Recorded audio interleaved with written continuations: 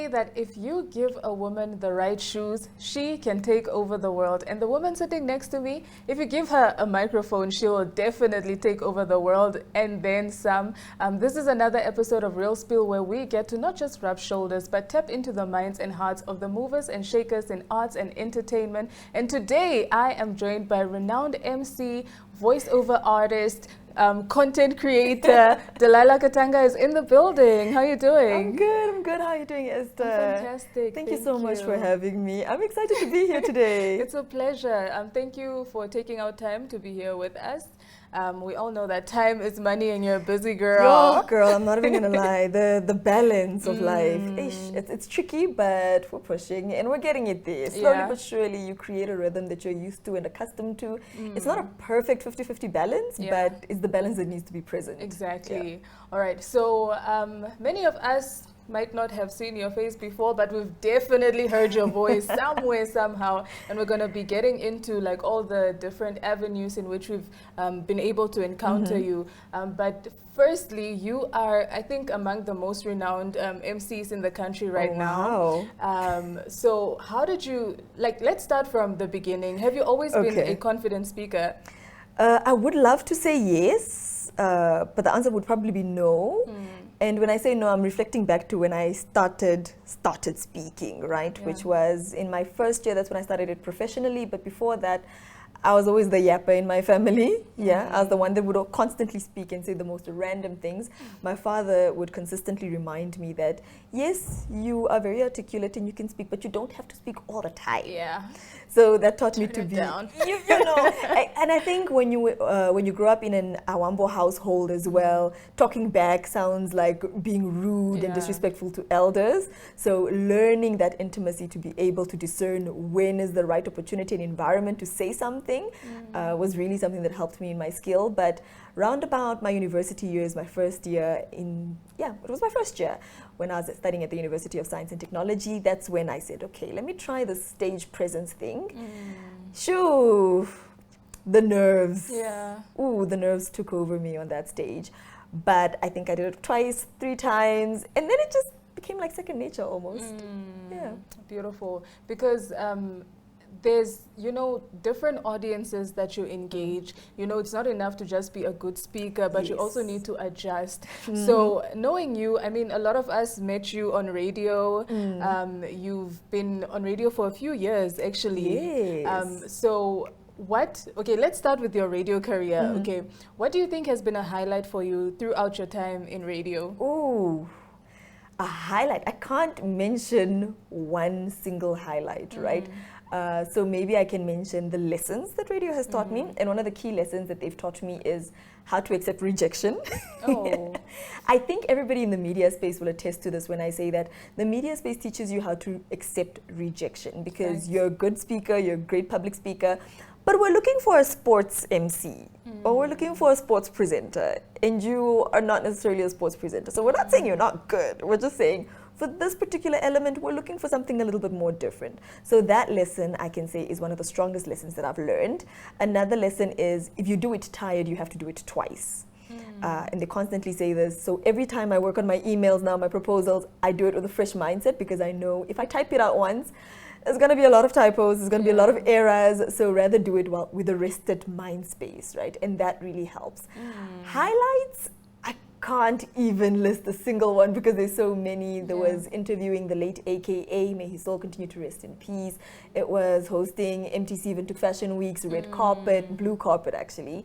That was phenomenal. But there were so many moments in radio that it's hard to just pinpoint one. Yeah. Beautiful. But I love, I think the part where you said, if you have to do it tired, you have to do it twice, really sticks with me, because it's sort of the same as when you are looking to purchase something. They say that if you go for a cheaper option, be ready to purchase it again. Exactly. So I think the same applies. That's beautiful. Yeah. Now, coming back to, different platforms, I mean, you have been on radio, you've emceed live stages, you've emceed, blue carpets, etc. on camera as well. Yes. So how do you, sort of switch between the different audiences that you have to engage, and what preparation goes into that? I tell people constantly, they don't believe me when I do this, right? But I say that I love to write out a script for myself.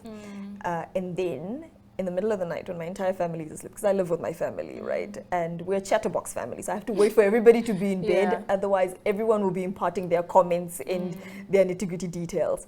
So I wait for everybody to go to bed. I'm with my heels on in my pajamas, and I'm walking back and forth around the house, reading that script, practicing my posture, seeing how my delivery flows. And if it doesn't feel natural, then I know I'm scratching it out.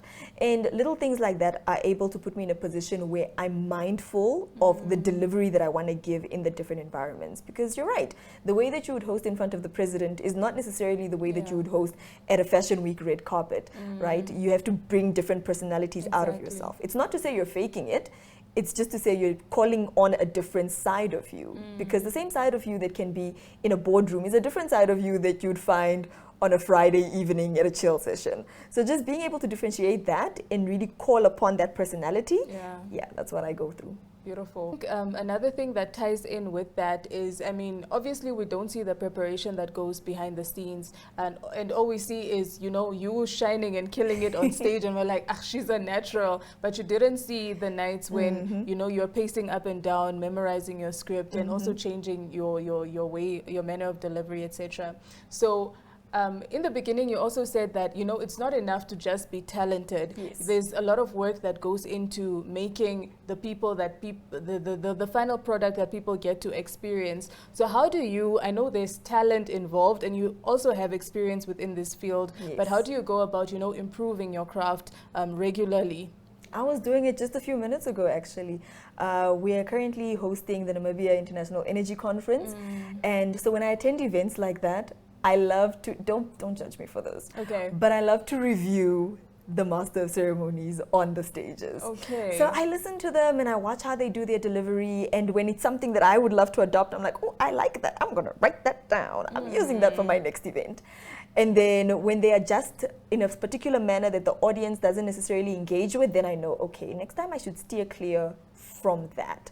Because at the end of the day, becoming a master of ceremonies, in as much as it's us delivering, it's more about how the message is received. So we should never forget that we are the medium between the event organizer and the program coordinator, as well as the recipient of this information, which is your audience. So you want your audience to be able to understand you, to hear you clearly, right?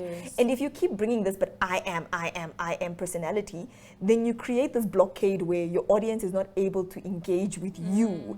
And that pretty much grants the entire event obsolete.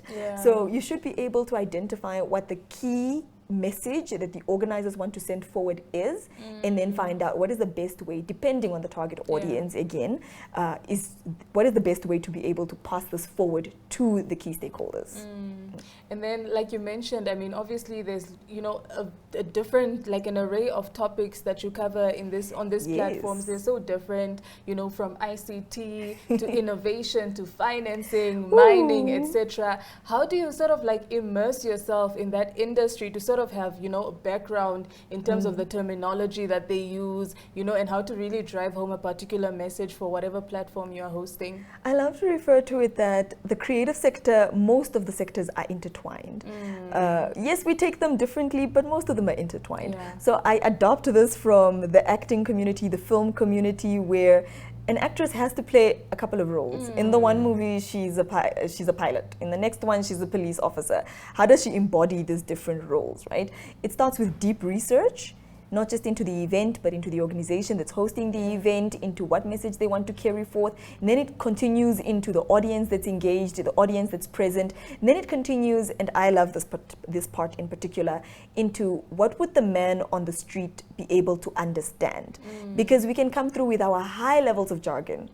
But if the man on the street cannot understand what you're saying, then have you really succeeded in being able to transfer your message from point A to point B? So for me, because I'm not in the financial sector, when it comes to hosting financial sector events, I dumb it down for myself.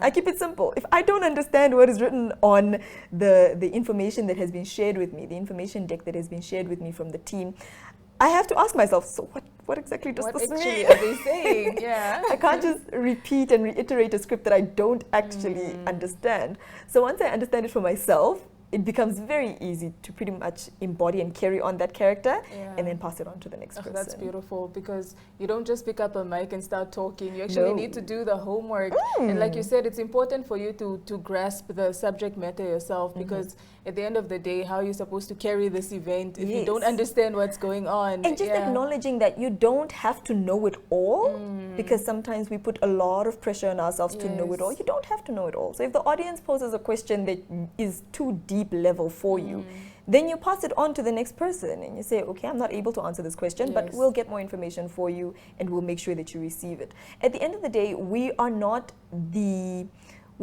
owners of the message. We're simply the carrier. So we're the vehicle. At the end of the day, there was the engineer and there is the passengers, but we're just the vehicle to really transfer this message. Brilliant. Now, one of, the biggest moments in your career that you have shared with us on social media as well, you said was like a pinch me moment, was obviously the premiere of, the president's documentary. Namibia's very first president, Dr. Netumbo Nandi-Ndaitwah, premiered a documentary, and Delila was there to host the event, and it ended up with like a one-on-one session with the president. First of all, when you received that call that you would be doing this, how did you feel? Oh my goodness. Did I even expect to receive a call is the question. So hosting for our first female president, it was a moment of awe for me, because at the end of the day, I am just a girl. Yes. I am just a girl. So speaking to the leader of our nation, who was at some point also just a girl, right? It really brought things into perspective for me to say, I can dream to be a president one day, right? Not that that's my dream, but I could if I wanted to, because we have physical representation of it happening. But when it first came to me, I didn't even think about it that way. I was just like, oh, it's another event? Okay, great. Let's plan. What do I need to know?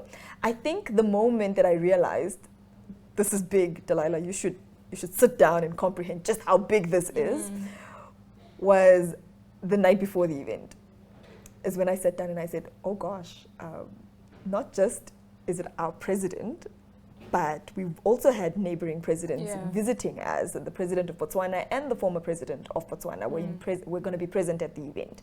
So I thought to myself, I said, Delila, if you mess this up, this is not a national disaster, this is an international disaster. So let's not make our country look bad. Come on, deliver. And then it goes back to what I said earlier about embodying a role. I simply said, listen, in that moment, I don't need you to be nervous because you're playing the role.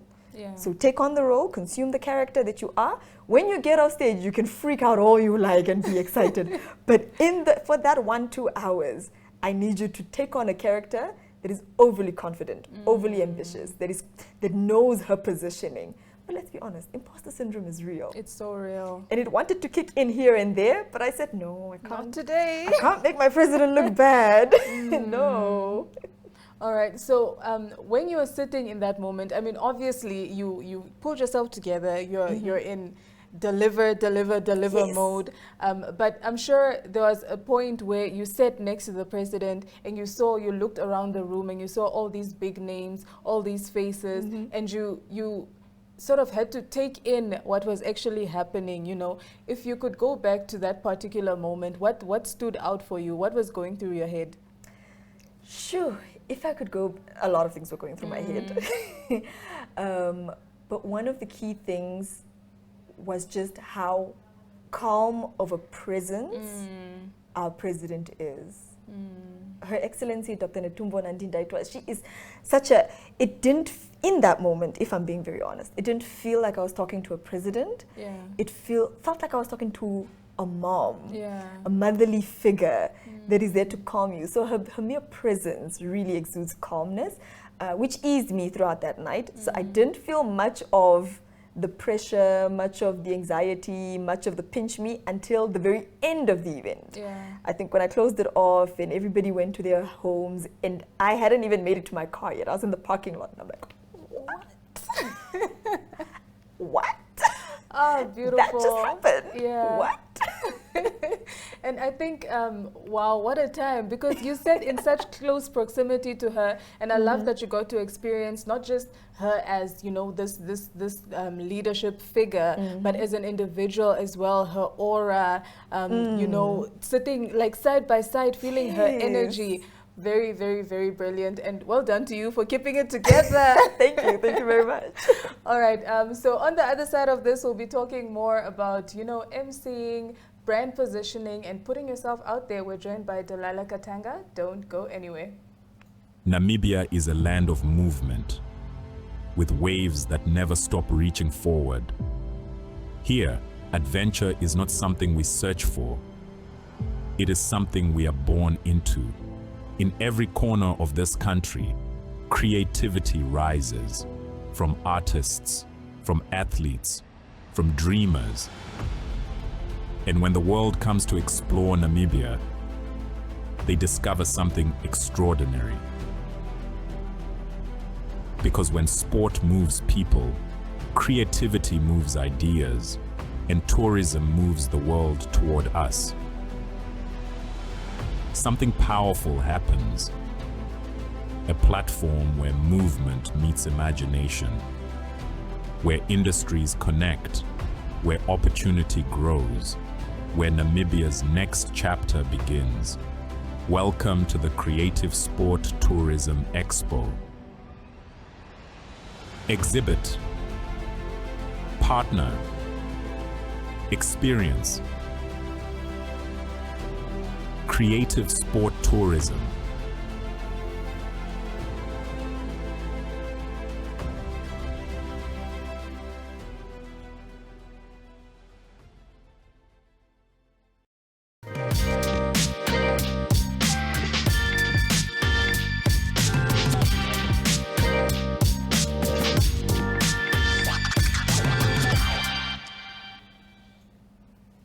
Emceeing extraordinaire, a voice that you will remember with your eyes closed.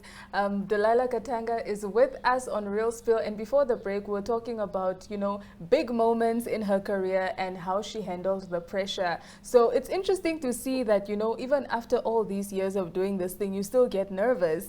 Yes, you have to. How do you kick off the jitters? I like to believe that if you're not nervous about a thing, you're not challenging the true potential of your skill. Valid. Because waking up and hosting, it feels natural for every single day, but you know that you've sort of reached the next level of your climb when you feel a little bit scared to mess it up. Right? That forces you to really invest more time, invest more energy in preparation, as well as in showing up in your craft. And I think that's very important for us to remember. Oftentimes we speak amongst ourselves as MCs as well, and they'll say, do you feel a little bit nervous? Because there's a good kind of nerve, a nerve when you know, I will deliver. It's a little bit shaky right now. Right now, yeah. But give me like the first episode or the first session and the second session, and I'll get into the swing of things. And then there's the nerves where you know, I can't even make it to the stage right now. So I get the good kind of nerves. Yes. Not the bad kind. Not the bad kind. There's a difference, yeah. And that's valid because, you know, they also say that, you know, if what you're doing doesn't scare you, yes, then you are not doing need to enough, level it or you're up. not aiming for, you know, something bigger. So that's brilliant. Let's talk a bit about how, about your voice acting career. How did you get into that? Well, that was quite easy for me because with radio comes an array of co-elements that are supporting acts in the industry, right? Yeah. Not only are you speaking on live radio, but you branch into podcasting a lot, you branch into voiceovers a lot. The onus is on individuals to really want to empower themselves and to apply self-development, which is something that I love to do. I always love to refer to myself as the person in the room that needs to learn more. So in as much as I come with my wealth of knowledge, I still want to learn more. What can Esther teach me? And Esther, as the producer, would then say, okay, in that voice ad, you spoke a little bit too loud. That's the high-pitched energy. We want more calm, chilled, collected version of yourself, right? So really just the embodiment of saying, I want to further develop the skill. How do I get there? Is the application of it all. Beautiful. Now, I mean, you have so many things going on in terms of your craft. You're touching a little bit here and there and branching out as well. And every day that we see you on social media, on LinkedIn, everywhere, you are booked and busy. So how do you actually, find the balance, you know, to say, okay, it's been a long week for me, let me take time out to relax or to chill? And how do you go about actually, you know, being present with yourself and not being like fitting in activities all the time? I had a conversation with one of my early mentors, and they said, Delila, life is not about a work-life balance. There will not be such a thing as a work-life balance. It doesn't exist? It doesn't really exist. But there is a work-life integration, right? Being able to fit the two in so that you live a holistic life, right? So things like being able to say, if I'm working overtime on a Friday, then my entire Saturday, sorry, my phone's off, I'm not working, this is my personal time, and my personal time is divided again between family time and Delila time. So it's very easy for me to say, for the next 3-4 weeks, I will be booked and busy. So to my family, I love you, but I'm not available during this time. I will respond to your questions, your phone calls, but I can't do a catch-up session, I can't do a family dinner. I'm caught up, I'm in the thick of things. And then the 2 weeks that will follow, I'll say, hey, we're declining some of the bookings here, sorry, because we need to create time for family and friends, which is also something that I've learned from the likes of Kadembire Demburuka, where he mentioned that sometimes you climb the corporate ladder and you're so obsessed with work, you're burying yourself in it, it's 24 hours a day, 7 days a week, that you forget about your family and friends, and now you've reached this peak title, the CEO position that you wanted, this MD position that you wanted, and you're feeling lonely because you've left your friends behind or you've left your family along the journey. You want to recultivate those relationships. But people are saying, you left me on blue tick 3 years ago. Yeah. A lot has happened in my life 3 years ago. Between 3 years and now, I've changed. So it's carrying people into your life cycle and helping them understand. My friends know that sometimes they need to book me a month in advance for dinner. And it's challenging, right? But we're all building as well. So we're in the same space and circle where we understand that we've got personal goals that we are hungry to achieve. We've got family goals that we're hungry to achieve. But we do not discredit and we do not sort of forget to give attention to our friendship. So we build as we go. Yeah, and I love the fact that you pointed out that there's a difference between friends and family time and Delila time, because after being so busy, you feel so guilty and you feel like, let me give the remainder of my weekend to my friends and family. And then on Sunday evening, you realize I actually didn't rest. Right? You know, so it's important to differentiate, to say, okay, I'm taking this time out for myself to rest, to just not be speaking, not be seeing anybody, to just be with myself. All right, very important. So we are in a world where we're constantly talking about, you know, your personal branding and positioning, etc. How did you go about establishing your personal brand, and what would you say are some key things that people need to consider when they're trying to brand themselves strategically or, you know, penetrate a particular industry or market? I will refer back to what I said in the beginning of this conversation. You don't need to be in every single room. If you're not a sports journalist, you cannot catch feelings for not getting the sports journalist gig, right? So reminding yourself of the rooms that you should be in and then cultivating and rooting yourself into that direction is really the most beautiful thing. And what you find is that when you walk into the right rooms, the people themselves in the rooms, and just showing up as yourself, delivering the best that you can with the environment that you are in, the people in that room will start passing your name forward in rooms that you've not even walked in. I've gotten phone calls from people that I've never met before, that I've not interacted with before. You probably see them like a post on Instagram and then DM you tomorrow and say, we want to book you for this event. Because then you realize, Esther probably mentioned to Sarafina that, hey, I saw a girl, Delila, she was hosting on stage. She's excellent, let's book her. But again, Delila needs to be mindful of the personality and the brand that she wants to push forward, right? I say there are great hype MCs in this world, festival MCs that are just out of this world, right? I cannot MC a festival. Like, I cannot say, DJ, we want to party. It's not in me, right? So being true to the fact that I'm a boardroom MC, I'm a conference MC, and those are the rooms that I strategically position myself in is the first step It's the first step. Cleaning up your identity to say, this is what I want, so it should reflect that in your dress code, in your manner of speech, in the way you communicate with people, and also understanding that networking is not just about asking Esther to plug you on the next gig. It's also asking Esther, so how's your puppy doing? Yeah. Right? Which falls back on the work-life integration. People are not just for usage for your next opportunity. It's also about the curiosity of just getting to know them as individuals. Yeah. Brilliant. So lastly, we want to talk about the Namibian arts and entertainment space. So you are a very strong advocate for, you know, supporting local, especially when it comes to films, and you are also part of a campaign against piracy, etc.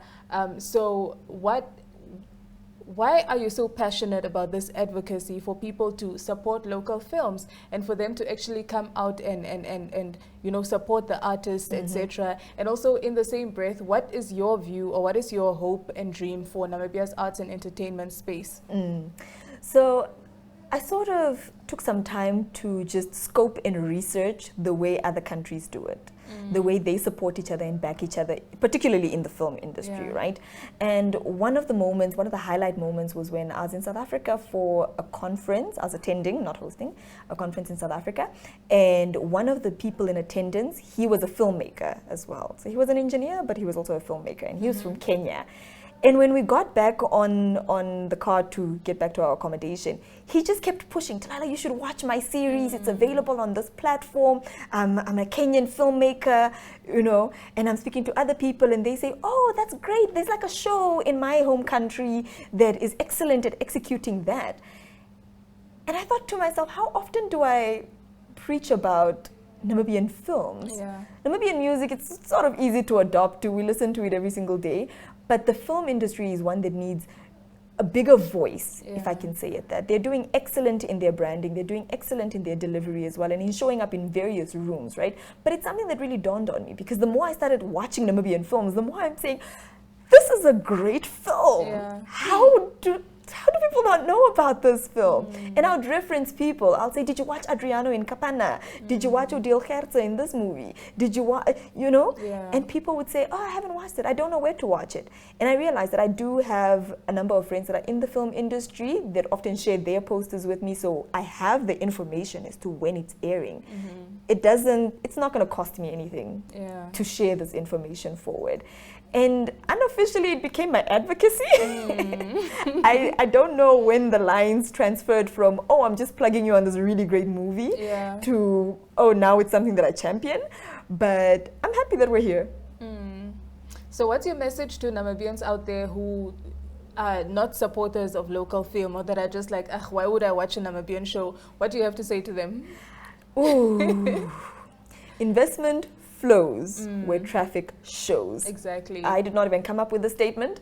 I pushed one reel about when the local content is coming out or when Namibian films are going to be airing on television, and someone in the comments said investment shows or flows basically where traffic is present, right? Which is true. The more people watch Namibian content, the bigger it will become. Naturally, it's just the way of life. If you keep speaking about a thing, you keep preaching about a thing, you keep being deliberate about watching a thing, the thing grows bigger than what it actually is. And if you watch our Namibian films, you realize how far we've come. You realize how far we've come from the films of Katutura to the current films of Spiel An, which won massively at the recently ended Film Awards, right? And you realize the cinematic quality that we're at right now, the script quality that we're at right now, the acting skill that we have. But we always wait for our actors and actresses to be acknowledged outside of our country before we want to make a big deal about it. And it should stop. It should start from home. And the statement, we're loved at home, must really spread out loud and proud. I love it. And that part about celebrating people when other countries recognize them, we need to do better. We do. Thank you so much, Delila, for spending time with us on Real Spill. Thank you so much for having me. This is amazing. It's a pleasure. So we'll be right back next Saturday, 7:30. You know the vibes. Catch us again. It's Real Spill.